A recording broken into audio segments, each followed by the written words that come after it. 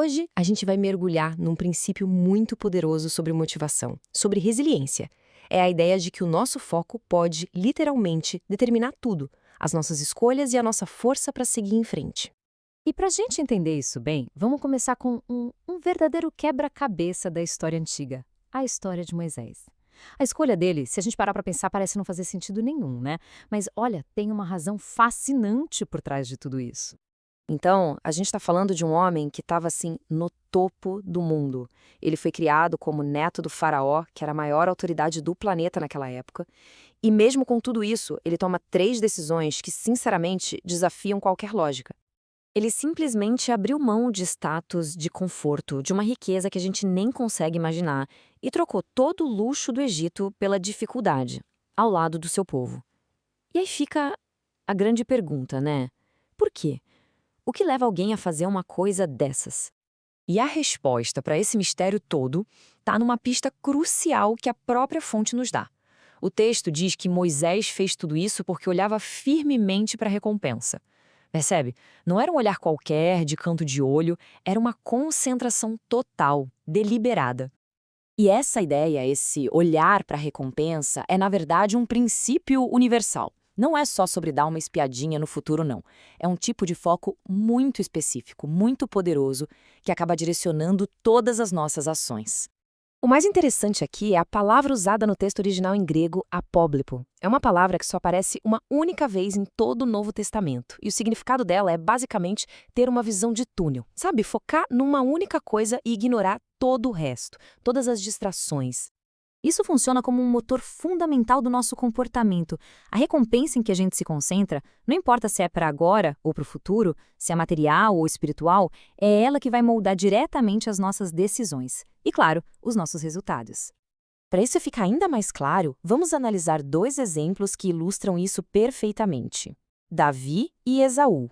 Duas pessoas, duas abordagens totalmente diferentes sobre o que, afinal, é uma recompensa.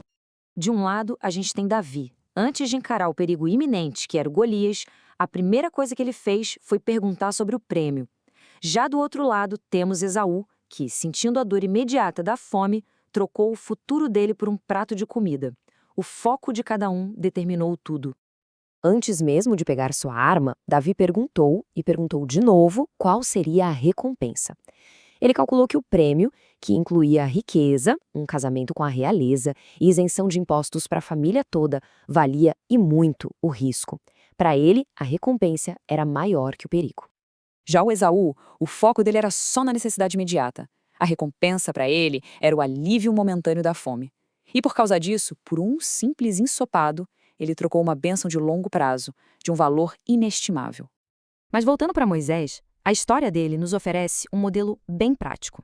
A gente pode dividir a atitude dele em três escolhas deliberadas, que formam a base para aplicar esse princípio da recompensa. São como três pilares que nos mostram como transformar essa ideia de olhar para a recompensa em ações concretas. Vamos analisar cada um deles. Primeiro, a escolha dos prazeres. De um lado, existe a gratificação de curto prazo, aquela que o texto descreve como passageira e que quase sempre tem um custo oculto. Do outro, uma alegria de longo prazo, uma satisfação que dura porque está ligada a um propósito maior. O segundo pilar é a escolha de tesouro. Moisés comparou os tesouros do Egito, que são vulneráveis, instáveis, com uma riqueza que a fonte chama de superior e duradoura.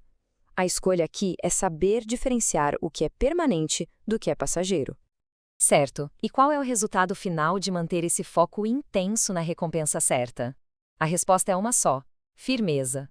A fonte defende que há uma ligação direta entre o nosso foco e o nosso estado emocional. Se o foco está nas dificuldades visíveis, temporárias, o resultado é desânimo e medo. Agora, se o foco está na recompensa invisível, eterna, o resultado é resiliência e estabilidade mesmo no meio da tempestade. E foi exatamente esse o resultado para Moisés. Ele não ficou com medo da fúria do rei, uma ameaça bem visível e real, porque o foco dele estava no invisível. E essa visão deu a ele a força para perseverar. Então, o ponto crucial é este. O lugar onde os nossos olhos estão fixos determina não apenas o caminho que vamos seguir, mas também a força que teremos para percorrer esse caminho. A questão final, portanto, não é se temos um foco, mas em que ele está fixado.